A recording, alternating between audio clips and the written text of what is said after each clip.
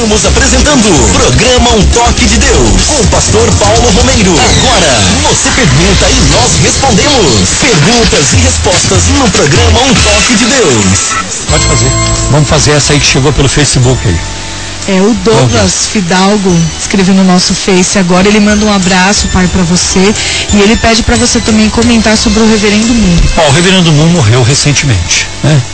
Aos 92 anos de idade, já conhecido como Messias coreano. Ele se intitulava Senhor do Segundo Advento, e ele e a sua esposa formavam aquilo que eles chamavam de os verdadeiros pais. E a doutrina central do Reverendo Moon é de que Jesus fracassou na sua missão. E porque Jesus fracassou, então veio aí o Messias coreano para realizar aquilo que Jesus não conseguiu realizar, que é salvar a humanidade. O Reverendo Moon, quando morreu, passou a liderança da seita para o seu filho caçula. Então o império vai continuar, porque a questão relacionada à seita Moon não é apenas uma questão espiritual, mas doutrinária, mas existe uma questão empresarial muito grande, muito forte. Então agora vamos aguardar, esperar para ver o que vai acontecer com a liderança do seu filho aí. Okay? O pastor Arlindo, da Igreja Pentecostal Deus e Amor, ele deixa um grande abraço também, para todos nós, e diz que gosta muito do programa, que aprecia muito o nosso programa. Pastor Arlindo, você é um irmão muito querido, nós nos conhecemos pessoalmente. Deus abençoe grandemente a sua vida, pastor. Pastor Ledi, o senhor já deve ter perguntas aí para responder também. Eu tenho uma pergunta aqui do Antônio, da Igreja Paz e Vida, do Campo Grande, se a gente recomenda o livro A Cabana. Não, porque trata-se de uma obra de ficção liberal e que a Trindade ali, ela é apresentada de forma antibíblica. Olha, aqui tem uma pergunta de uma mulher chamada Cristina, da Igreja Batista da Brasilândia. Ela falou, já fez essa pergunta. Então, eu vou responder o seguinte para você, Cristina. A questão de grupos evangélicos, ou de igrejas, ou de grupos evangélicos ou não, sei lá, que tem programa na rádio, não é um problema meu. Eu não posso responder por isso. Eu sou cliente aqui da rádio. Essa sua pergunta, você não pode dirigi-la a mim. Você tem que dirigi-la à administração da rádio musical. É só a rádio musical que tem condições de responder a sua pergunta. A administração que tem poder, que tem cabedal, como se diz, capacidade para responder a sua pergunta. Por que tal grupo tem programa aqui e aquele grupo tem programa aqui também? Eu não entendo porque aquele grupo tem programa na rádio musical. Isso não é problema meu. Eu sou cliente aqui da rádio, né? Eu não tenho que dar essa explicação a ninguém. Eu falo isso com muito respeito à sua pessoa. Mas dirija a sua pergunta à rádio, se isso aflige tanto. Então você tem que escrever a administração, a direção da rádio musical, e a rádio musical vai responder a sua pergunta. E tem aqui o seu pedido de oração, estou passando aqui para a Aline, para nós lembrarmos no fim. Pastor Ledi. A Ticiane, da Igreja Batista Boas Novas, lá do Jardim da Saúde, se está na Bíblia, e onde está que a oferta alçada tem que ser maior do que o dízimo. Olha, o que Paulo fala lá em 2 Coríntios, capítulo 9, verso 6, é que aquele que semeia pouco também colherá pouco. E aquele que semeia com fartura também colherá fartamente. Que pode ser até mais do que o dízimo, porém não necessariamente. Nós temos aqui a pergunta do Daniel, da Assembleia de Deus, lá no Jardim Paulistano. Ele pede para a gente comentar sobre o pastor que colocou, aí circulou na internet uma foto dele cheirando a Bíblia como se cheira ali uma carreira de drogas, né? E ele pede para a gente fazer um comentário a respeito disso. Olha, Daniel, eu particularmente achei isso algo completamente desnecessário, né? Ele fez aquilo com o propósito de atrair os jovens para participar de um culto e para mostrar que a Bíblia, que Jesus é muito melhor do que qualquer outra droga, e de fato isso é, mas eu achei aquilo completamente desnecessário, porque a palavra de Deus por si só, ela já é atraente. A gente não precisa acrescentar nada, a gente não precisa florear em nada a palavra de Deus, o Evangelho, né, a cruz de Cristo, para que as pessoas se acheguem até Ele. Então acho que a gente tem que tomar muito cuidado com esses modismos, com essa forma de querer atrair as pessoas, porque acho que não é por aí o caminho. Na época de Jesus mesmo, na época ali dos apóstolos da igreja primitiva, eles não tinham a Bíblia completa. Né? A Bíblia estava ali se formando, o Espírito Santo estava inspirando aqueles homens para escreverem a Bíblia, e mesmo assim, como eles foram usados por Deus, com aquilo que Jesus havia passado, com aquilo ali, a confirmação de Jesus ali no Velho Testamento, com tudo aquilo, a palavra de Deus em Atos diz que diariamente o Espírito ia acrescentando às igrejas, né? E aumentando o número ali de pessoas. Então eu acho que é algo completamente desnecessário você ficar utilizando de artifícios, né? De coisas, de exageros, de chamar atenção para algo que não precisa. A palavra de Deus, o Evangelho puro e simples não precisa disso. O que nós precisamos é ler a palavra de Deus, entender a palavra de Deus, viver a palavra de Deus, e isso já vai bastar para que as pessoas queiram ser atraídas a essa verdade, a essa vida com Cristo. Ok. Aqui eu tenho a pergunta. Não, agora o pastor Ledi. Pode responder, pastor. Aqui o Edivaldo, do Evangelho Quadrangular lá de Santo Amaro. Quando Jesus pregava na sinagoga, se já existiam igrejas cristãs? Não existia. A igreja, ela passa a existir a partir de Pentecostes. Atos capítulo 2, quando Pedro pregou, cerca de 3.000 pessoas ali se converteram. Aí eles começaram a se reunir nas casas. Nem templo eles tinham. Essa é a razão também porque os discípulos iam ao templo em Jerusalém. Aí Paulo visitava as sinagogas no livro de Atos para compartilhar o Evangelho. Paulo ia muito nas sinagogas para compartilhar o Evangelho, porque até então a igreja não tinha templos ou edifício como nós temos hoje. Aí você pergunta se as igrejas que constam no Apocalipse só surgiram após a morte de Cristo. Sim, foi só após a morte de Cristo, porque você vai ver em Apocalipse capítulo 1, quando João estava na ilha de Patmos, ele recebeu a revelação do livro de Apocalipse, Jesus apareceu para ele. E o próprio Jesus vai dizer, se não me engano, no versículo 17, Apocalipse 1:17, eu que fui morto, e eis aqui vivo para todo sempre. Então, essa visão foi depois da morte de Cristo. A primeira igreja que aparece aqui no Atos dos Apóstolos, pastor, é aquela onde estava orando por Pedro, que estava preso. Sim. Em Atos capítulo 12, na casa de João Marcos. Né? Aí depois a instituição, assim, ao que parece, foi na Síria, na cidade de Antioquia. Antioquia, porque Atos capítulo 13, aí estavam reunidos ali os líderes, né? Ok. Agora, eu estou aqui com uma pergunta do Sandro, do Jardim Clímax. Mateus 22:44, ele diz: chama Jesus de Adonai. Os judeus dizem que Adonai é apenas para Deus, e pede uma explicação. Olha, a mesma expressão de Mateus 22:44 que o irmão fala, está registrada no Salmo 110:1, falando sobre o reino e o sacerdócio do Messias. Agora, não resta dúvida de que Davi, ao escrever este salmo, prenunciava justamente Cristo. E antes mesmo da vinda dele, uma interpretação profética messiânica do salmo era bem conhecida entre aquelas pessoas que interpretavam ou seja, o Antigo Testamento. E aqui tem uma pergunta meio complicadinha, meia feia, meia cabeluda, mas eu vou fazer. A Cleusa, da Igreja Renovada, ela pergunta: uma amiga da filha dançou a valsa numa festa de 15 anos e seu pastor colocou-a de banco por 6 meses por ter dançado. Qual a nossa opinião? Olha, se a pessoa faz parte de uma igreja que tem essas regras, esses regimentos, essas leis, então a pessoa tem que cumprir. Você tem que cumprir. Se você não concorda, tem que sair de lá.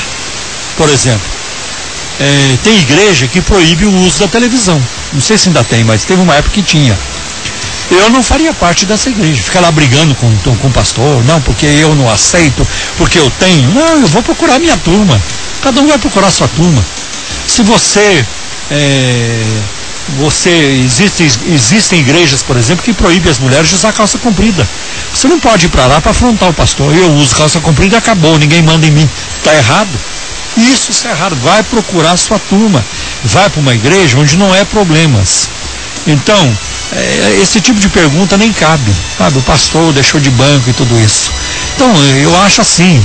Você não concorda? Quer viver a sua vida de acordo com a Bíblia? Sai de lá e vai para uma igreja onde você vai se enturmar e você vai se integrar de forma mais equilibrada, mais tranquila. Eu não ficaria numa igreja. Eu não fico. Se Deus quiser, nunca hei de ficar. Que Deus tenha misericórdia de mim. Onde o homem não pode usar barba, não pode ter bigode, não pode ter televisão, mulher não pode usar brinco, nem... Eu não quero saber desse tipo de cristianismo para a minha vida, e nem para o meu ministério. Na Igreja Cristã da Trindade, as mulheres usam colar e brinco e pulseira, e faz maquiagem, e faz plástica, e corta o cabelo. Não tem problema nenhum, porque só se eu for convencido pela Bíblia de que eu estou errado. Mas isso aí eu já fui convencido, porque teve uma época na minha vida que tudo isso que eu abomino hoje eu pregava, porque eles me ensinaram assim. Mas depois eu fui estudando a palavra, eu vi, não, isso é doutrina de homens. O que é dos homens eu não posso ensinar, eu só posso ensinar o que o Espírito Santo inspirou, sabe? Eu não posso ser um homem de consciência. Em 1987 eu decidi que eu não obedeceria mais à doutrina dos homens, que eu, a partir dali, eu seria submisso à palavra de Deus. Eu quero ser submisso à Bíblia. Agora, porque nós não queremos usos e costumes, nós vamos para outro extremo, nós vamos ter, então, a cultura da anarquia, da pouca vergonha, da safadeza? De jeito nenhum. O cristão, o homem cristão, a mulher cristã, deve viver de maneira digna diante de Deus e com temor. O que a Bíblia proíbe a gente fazer, nós não podemos fazer. Eu sei que a Bíblia proíbe mentir, a Bíblia condena a arrogância, a Bíblia condena a inveja, eu sei disso. A Bíblia condena um punhado de coisas. A Bíblia condena a homossexualidade, aborto, a Bíblia condena. Tem um punhado de coisas que a Bíblia condena, e o que a Bíblia condena, nós também dizemos, concordamos com a Bíblia. Nós não podemos discordar da Bíblia. Então eu quero ser fiel à palavra de Deus, e não a ideias loucas que surgem por caprichos humanos. É isso. Eu quero sair desse assunto. Pastor Ledir. Então eu vou entrar no outro assunto aqui, de uma pessoa que não deu nome, mora lá na Vila Zilda. Ela se refere à primeira carta de João, capítulo 2, verso 1. Se a crente desviar e voltar a Jesus, o que acontece?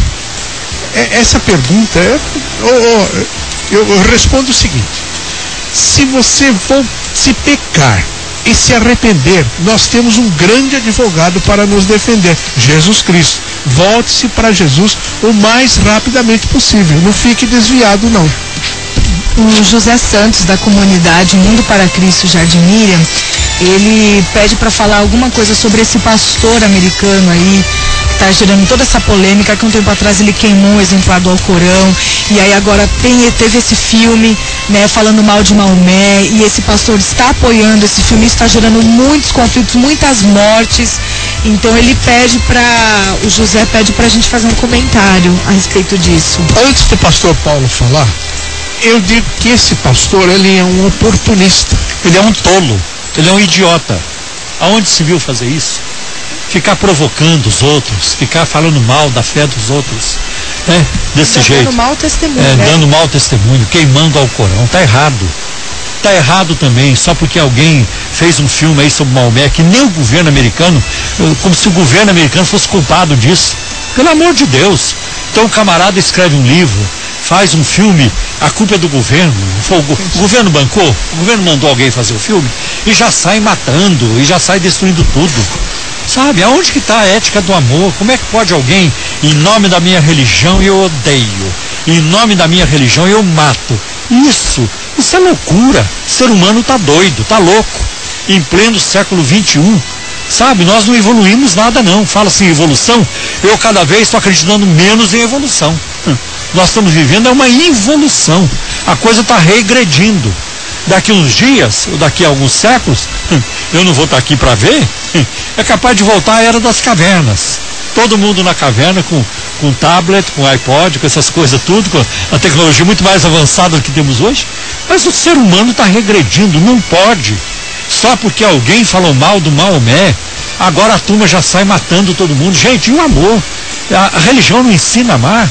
Eu pensava que a religião, por pior que fosse qualquer religião, o mínimo que ela tinha que ensinar para o ser humano é amar um ao outro, é respeitar o próximo, é perdoar. Não tem perdão não, vai morrer e acabou, nós arrebentamos. Quer dizer, tem algo muito errado também no meio dessa turma. Dos dois lados está tudo errado. Agora, esse pastor, ele deve se converter. Ele deve ser preso. Com certeza. Não, porque mesmo assim, essa atitude dele, porque você pega ali, né, os cristãos ali que moram nesses países, né, os cristãos secretos, a igreja perseguida, aí eles acabam sofrendo por causa da atitude irresponsável e tola desse pastor. Exatamente. O embaixador morreu sem ter culpa nenhuma. Agora, eu tenho certeza que não tem nenhum muçulmano correndo risco de vida na América do Norte, porque mataram o embaixador americano. Eu creio que não tem nenhuma família nos Estados Unidos de muçulmanos que está lá preocupada com a vida. Agora eles vão nos matar. Isso não tem. Nós não fazemos isso no Brasil. Eu creio que a América do Norte não faz isso. Eu creio que o Canadá não faz. Eu creio que a Inglaterra não faz. A França não faz. De ameaçar de morte porque creu diferente. Porque... Não, gente. Está faltando aí lucidez, está faltando Deus nessa história. A minha pergunta é, aonde é que Deus entra nessa história? Vamos lá. A Simone da Assembleia, a irmã gostaria de saber se ela pode sair da igreja, mas lá tem sido falado a ela que se ela sair da igreja vai pagar um preço muito alto. Olha, aí que eu sairia mais depressa. Sair de uma igreja e para outra não é uma decisão fácil de se tomar, sim, eu sei, viu, Simone? Realmente. Mas se a irmã não está satisfeita com o que está acontecendo lá na igreja, ore a Deus e comece a visitar outras igrejas, até encontrar uma que mais lhe agrade. E passe a servir ao Senhor com alegria nessa nova igreja, sem traumas, onde com certeza Deus irá abençoá-la. 38714998. Programa Um Toque de Deus, um programa da Igreja Cristã da Trindade. Acesse o nosso site www.ictrindade.com.br. Estevam, tem algo aí também para compartilhar conosco? Muita gente pergunta no Facebook aqui sobre a rádio online. Então, por enquanto, a rádio online está fora mesmo. E ela com certeza vai voltar no site novo. Então, só mais uns 2-3 meses ela está de volta. A rádio online faz falta. Porque é ouvido no mundo todo, a gente passa de novo os programas de rádio e tudo, mas aguenta um pouquinho que vai voltar ao normal. Né? Aqui tem uma pergunta do meu charado Paulo, da Assembleia de Deus. Eu não vou nem falar o lugar. Se pode separar da esposa porque não tem mais nenhum amor entre eles? E se pode viver... primeira pergunta. Se pode separar da esposa porque não tem mais nenhum amor entre eles? Não pode não. Está errado. Qualquer coisa, separação, divórcio. Mas o amor acabou. Amor não é sentimento. Amor é compromisso. É aquilo que você assumiu diante de Deus. Você acha que eu sou um crente fervoroso o tempo todo? Eu não sou não. Você acha que eu amo a Jesus com a mesma intensidade o tempo todo? Não amo. Eu tenho meus dias frios na vida espiritual, dias de indiferença. Eu tenho momentos de luta que eu não consigo orar. Tenho tudo isso. Mas nunca na minha vida, nem por um momento, nem por frações de segundo, eu pensei em deixar Jesus. Eu não vou mais ser crente. Mesmo quando não sinto a presença de Deus, mesmo na luta, mesmo quando creio, sinto que Deus está longe e tudo isso, que eu sou um lixo, que não valho nada e tudo isso. Eu não estou sentindo alegria. Não é tanto tempo que eu sinto alegria da salvação. Tem momentos que os meus sentimentos são outros. Mas eu não posso basear a minha vida em sentimentos. Eu tenho que basear a minha vida na realidade. E a realidade é Deus, é Cristo. A realidade é a palavra de Deus. E casamento é assim. Não existe casamento perfeito, não existe um casal na face da terra que não brigue, que não discuta, que não fica um de bico virado para outro de vez em quando. Não existe. O meu casamento tem isso. Mas a gente vai em frente. Não é por causa da dificuldade que não quero mais saber. As lutas vêm para nós vencermos, para sermos vitoriosos e não para sermos derrotados. E na medida em que nós vamos vencendo, a coisa vai ficando cada vez melhor. Houve uma época que eu brigava mais no casamento, agora eu brigo menos. Houve uma época, agora eu brigo muito menos. E vai chegar um dia que não vou mais ter que brigar, porque já vai estar lá na frente, velhinho e tudo, né? Então a gente aprendeu, a gente cresceu, amadureceu juntos, né? E vai ficando cada vez melhor. Não tem. O que vocês precisam de uma ajuda, procura um conselheiro, procura um pastor capaz que possa ajudar vocês a fortalecer aí o relacionamento conjugal. Não existe, não pode não fazer isso. À luz da Bíblia, vocês não têm esse direito, não têm essa liberdade. Eu tenho uma aqui do Ramiro, da Igreja Paz e Vida, lá de Imbu. Ele pergunta se a Bíblia é a palavra de Deus ou a Bíblia contém a palavra de Deus. Olha, eu gosto de alguns trechos de Karl Barth. Alguns trechos. Pero não todos. Pero não todos. Ou seja, a Bíblia é diferente, porque é um pensamento de teólogos liberais. E ele diz que a Bíblia contém a palavra de Deus. Então, olha, não, é uma pergunta que não tem sentido.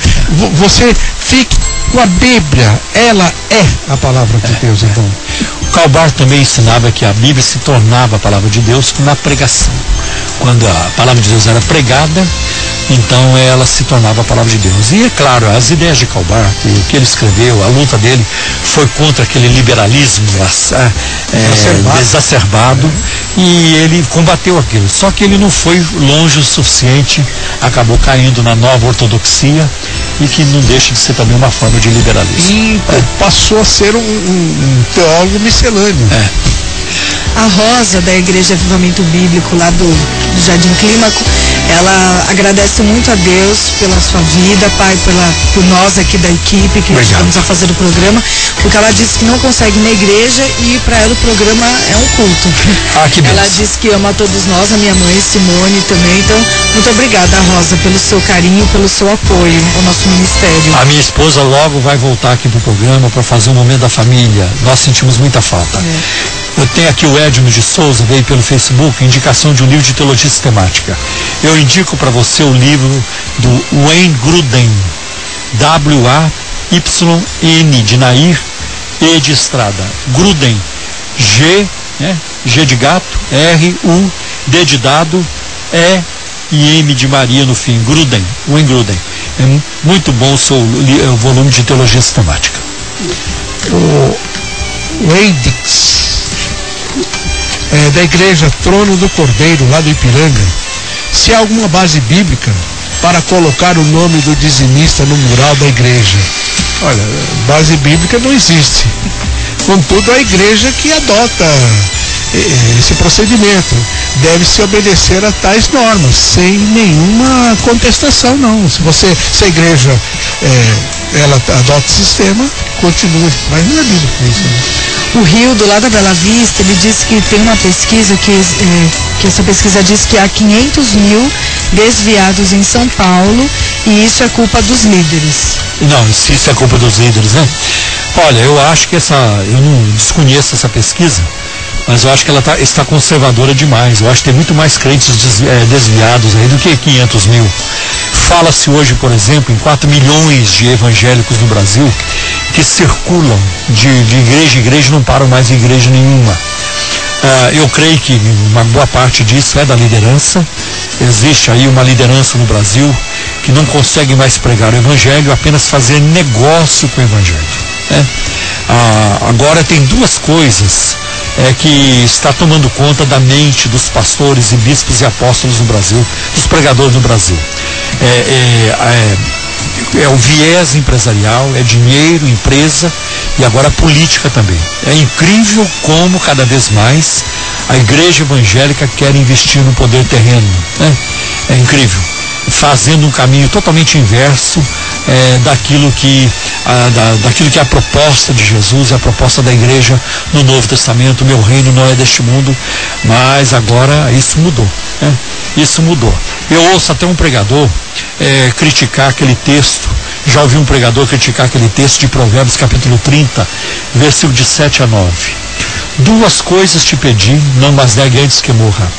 Afasta de mim a vaidade e a palavra mentirosa, não me des nem a riqueza nem a pobreza, mantém-me da minha porção acostumada. E ele vira então para o seu auditório e diz: é isso que você quer, trouxa? A porção acostumada, trouxa? Então vive da porção acostumada, trouxa, isso é só isso que você quer. Agora, essa palavra de Agur, em Provérbios capítulo 30, ela tem consonância, ela está em paralelo com as palavras de Jesus em Mateus, no Sermão do Monte, e depois com a palavra de Paulo. Jesus falou muito sobre isso em Mateus capítulo 6, que nós não precisamos nos preocupar com o que vestir, com o que comer, com o que beber. São os gentios que fazem isso, mas que nós buscássemos em primeiro lugar o reino de Deus e a sua justiça, e estas coisas nos seriam acrescentadas. Paulo escreve a Timóteo dizendo: se nós tivermos com o que cobrir, e com que o que comer e com o que nos cobrir, ou com o que vestir, estejamos contentes. Eu gostaria de ver esse pregador falando também, criticando Paulo, como critica Provérbios 30. É isso que você quer, trouxa? É só vestido, trouxa? É só roupa, trouxa? É só comida, trouxa? Você não quer mais nada, né, trouxa? É muito perigoso isso, quando as pessoas começam a redefinir a palavra de Deus, tá? E até se esquecerem de que tais declarações são canônicas, né? Então é preciso tomar cuidado em relação a isso. Pastor? Eu tenho uma pergunta aqui da Maria, da Assembleia de Deus, lá de Cocaia, deve ser Cocaia do Alto. Ela recebeu um convite da Igreja Videira para passar 3 dias em um sítio. O que nós achamos disso? Que esse encontro chama-se Impacto. Irmã, você pertence a uma igreja boa, filha. Por favor, se distancie desse tal encontro, porque você vai sair de lá impactada com uma coisa terrível, vai dizer que foi tremendo, olha, não tem sentido. Filha, se alimente na sua igreja, você tem uma escola dominical, ou seja, se alimente da palavra de Deus lá. Aqui tem um irmão anônimo, de uma igreja anônima também, e de um bairro anônimo, diz assim: amigo do irmão frequenta a igreja que segue todos os costumes judaicos. Isso é normal? Qual a opinião do pastor? Pois o amigo é cristão. Raspa o cabelo, a cabeça, usa um shofar, tem bandeira de Israel, tem arca, deve ter menorá também, o candelabro, tudo. Não, isso não é normal. Isso se chama judaização ou galacionismo. Por que isso se chama galacionismo? Porque vem do livro de Gálatas, da carta aos Gálatas, quando Paulo condenou a infiltração de alguns judeus que queriam impor sobre os crentes da Galácia práticas judaicas. E o livro de Hebreus também trabalha essas questões, mostrando que nós fazemos parte de um novo concerto. O próprio Jesus, na última ceia, ele pega o cálice e diz: este cálice é a nova aliança no meu sangue. Então, essa tentativa de voltar ao Antigo Testamento para fazer tudo isso aqui que já foi mencionado e mais celebrar festas judaicas, nada tem a ver com a palavra de Deus. A Yolanda, ela pergunta se é verdade que na igreja Voz da Verdade eles não creem em Jesus Cristo como Senhor e Salvador. Creem sim. Conjunto Voz da Verdade crê em Jesus. Pelo contrário, exalta muito a pessoa de Cristo. Agora, o que é grave no Conjunto Voz da Verdade, e é gravíssimo, é um ministério que nega a doutrina da Trindade. A Trindade é uma das doutrinas fundamentais do cristianismo. E para resumir, a Trindade a Trindade coloca o seguinte: dentro da natureza do único Deus verdadeiro há 3 pessoas distintas, não separadas, mas distintas: o Pai, o Filho e o Espírito Santo. E a Trindade, ela não está explícita na Bíblia, porém está implícita na Bíblia. Há vários textos na Bíblia que falam da Trindade. Por exemplo, nós vamos encontrar em Mateus capítulo 3, no batismo de Jesus, o Filho na água, o Espírito Santo se manifestou em forma de uma pomba, e o Pai falou das nuvens: este é o meu Filho amado, em quem me compraz. E é muito importante isso, né? E agora, um texto melhor ainda para falar sobre a Trindade é o que eu vejo no Evangelho de João. E eu quero ler rapidamente, é um versículo ou 2 só, no capítulo 8, quando Jesus diz assim, João 8,16: e se na verdade julgo, o meu juízo é verdadeiro, porque não sou eu só, mas eu e o Pai que me enviou. Aí já aparecem duas pessoas, o Pai e o Filho.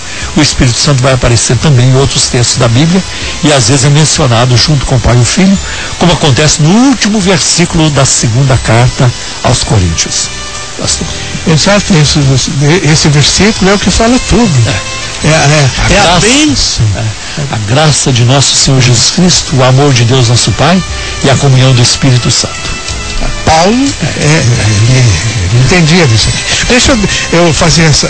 A pastora, ajuda eu a responder essa pergunta. Ajudo. Aqui. Isso, olha. É o Marcelo. Ele é da Pentecostal Deus e Amor, lá de Guarulhos. O que acha daqueles pastores que falam de crentes que não ficam doentes, e daqueles que ficam doentes e estão pecando? Qual é a nossa opinião? Eu acho que isso entra também aqui na pergunta do Denilson, que ele pede para falar a respeito da teologia da prosperidade. Isso aí, então já abrange. Já. Então, essa questão, pastor, de que crente não pode ser pobre, crente não pode ficar doente, isso está dentro de uma corrente doutrinária chamada teologia da prosperidade. Também conhecida como ensino da fé, palavra da fé, movimento da fé, a confissão positiva. Tá? E uma corrente que veio dos Estados Unidos. Né? E então diz o seguinte, que se o crente fica doente, ou ele não mora em mansão, não tem carrão, não tem dinheiro, é porque ele está em pecado, não tem fé, ou está debaixo do poder de Satanás. Isso não tem base bíblica. Porque se nós formos medir a vida espiritual de uma pessoa pelo tamanho da conta bancária, né, pela mansão onde ela mora, então nós podemos aí concluir que os jogadores de futebol aí famosos têm uma comunhão com Deus fora do comum. Isso não é verdade. Tá? Só para dar um exemplo.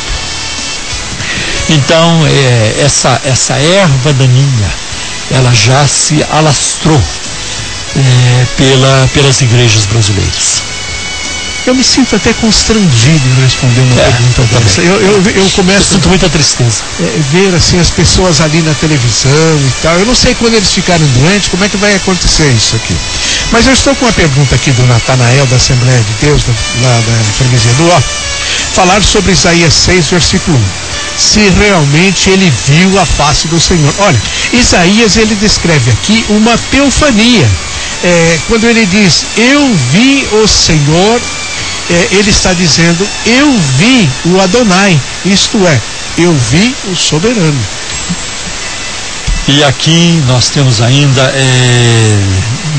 muita coisa ainda para responder.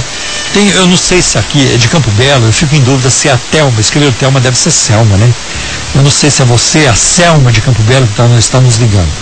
E ela diz o seguinte, a igreja protestante tem muito escândalo. Como pode uma igreja verdadeira ter tanto escândalo? A igreja verdadeira tem que ter escândalo, sabia? Senão não seria igreja verdadeira. Porque o próprio Jesus diz, é necessário que os escândalos venham. Agora, mas ai daquele por quem vem o escândalo. Dê uma olhada, Selma, em Atos capítulo 20, a partir do versículo 29 e 30, o apóstolo Paulo falando aos líderes de Éfeso, dizendo, eu sei que depois da minha partida entrarão no meio de vós lobos cruéis, que não perdoarão o rebanho, e que dentre vocês mesmos se levantarão homens, que falarão coisas perversas, para atrair os discípulos após si. E eu quero aqui ler um texto. Você vai ver como isso se confirma em 2 Pedro, capítulo 2, versículos de 1 a 3. Olha o que diz 2 Pedro, capítulo 2, versículos de 1 a 3. E também houve entre o povo falsos profetas, como entre vós haverá também falsos doutores, falsos mestres, que introduzirão encobertamente heresias de perdição, e negarão o Senhor que os resgatou, trazendo sobre si mesmos repentina perdição. E muitos seguirão as suas dissoluções, né? As suas palavras loucas, né? E pelos quais será blasfemado o caminho da verdade. E por ganância, aqui a minha Bíblia diz por avareza, mas tem outras versões que diz e por ganância, uma outra versão diz e por dinheiro farão de vocês negócios com palavras mentirosas. Aí a Bíblia diz que sobre eles virá a condenação. Então isso é bíblico. Eu poderia citar ainda muitos outros textos. A palavra de Deus diz que isso aconteceria, né? Apostasia, escândalos. O próprio grupo de Jesus tinha um Judas Iscariote, um grupo de 12 tinha um Judas. A Igreja Católica, o que vem sofrendo nos últimos anos com a questão da pedofilia, são milhões e milhões, só na América do Norte teve que pagar mais de 50 milhões de dólares em indenizações e tudo isso por causa da pedofilia. Então não é por aí.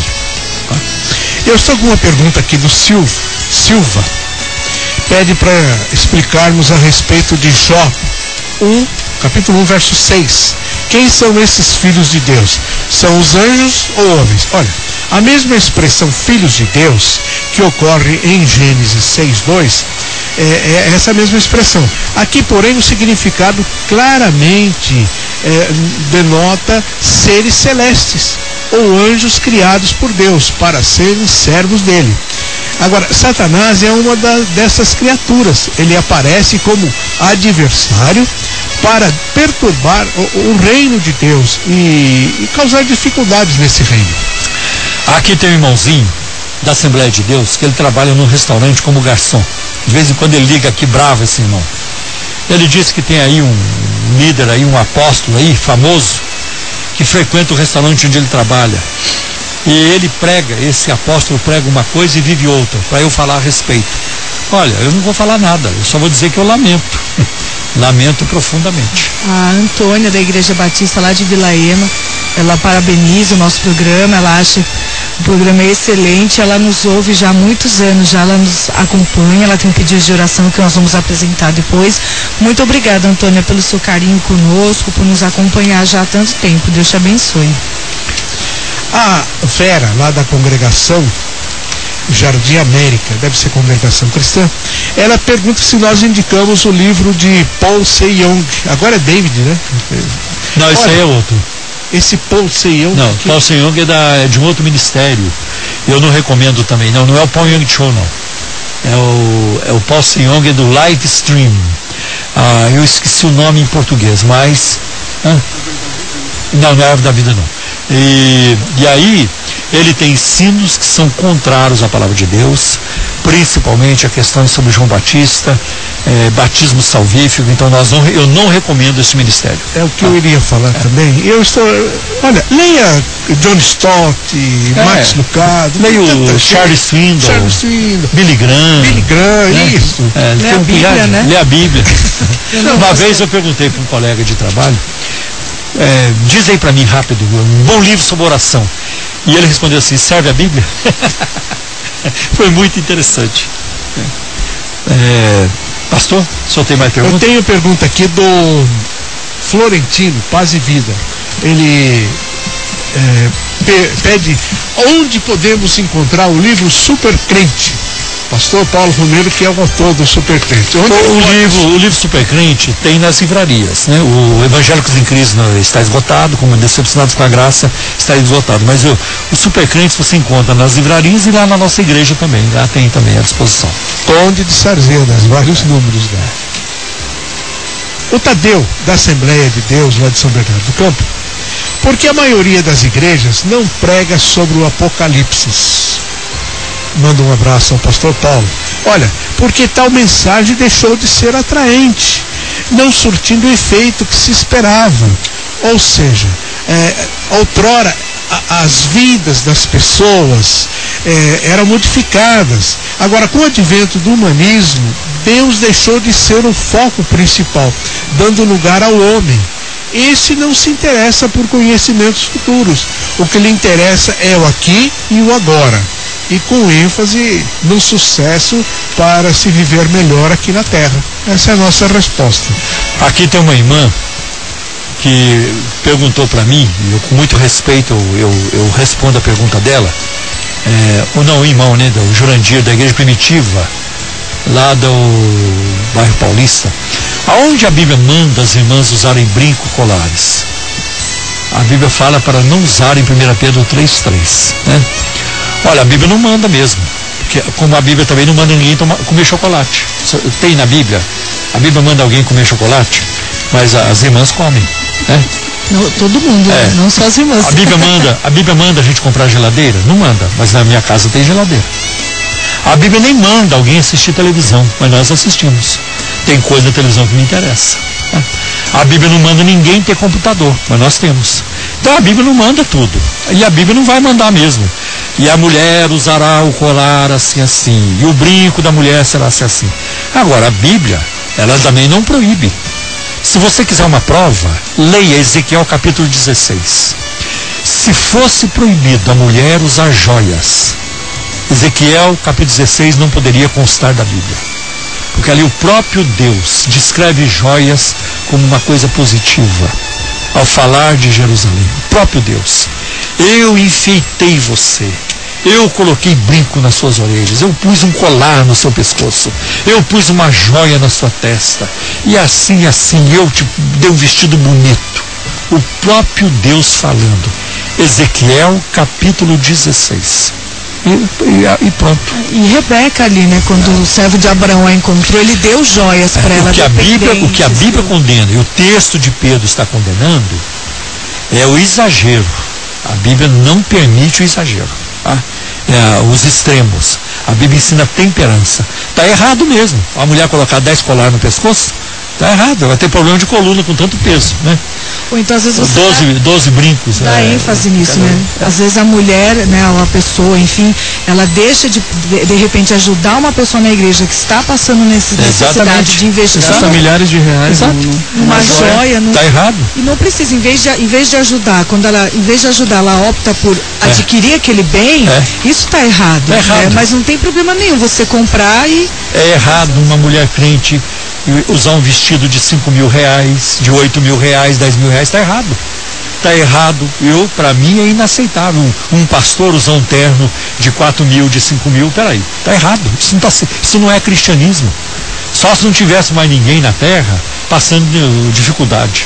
Mas às vezes na própria igreja dessas pessoas, tem gente ali que não consegue pagar conta, está sendo despejado, não tem dinheiro para aluguel, vivendo de cesta básica, e a turma ostentando, está errado também. Pastor, hoje eu estou meio... Eu estou aqui pensando nesse irmão, com muito amor eu estou falando. Ele está usando aqui de um silogismo. Ou seja, uma falácia. Olha, se a Bíblia não está, então logo... eu estou com uma pergunta do Emerson, também da Assembleia de Deus, lá de Parelheiros. O irmão foi acusado falsamente na igreja e pede o conselho ao pastor se deve ficar ou sair imediatamente de lá. E se deve permanecer lá, porque há perseguição na igreja. Olha, se o irmão que foi acusado injustamente deve sair de imediato, deve procurar outra igreja, antes que... Agora, fale com o pastor, converse com ele, saia da igreja pela porta da frente, por onde você entrou, filho. Acabou o nosso tempo, eu até me perdi aqui, foi longe demais. Nós tínhamos que ter parado antes, nós estamos afogados em perguntas.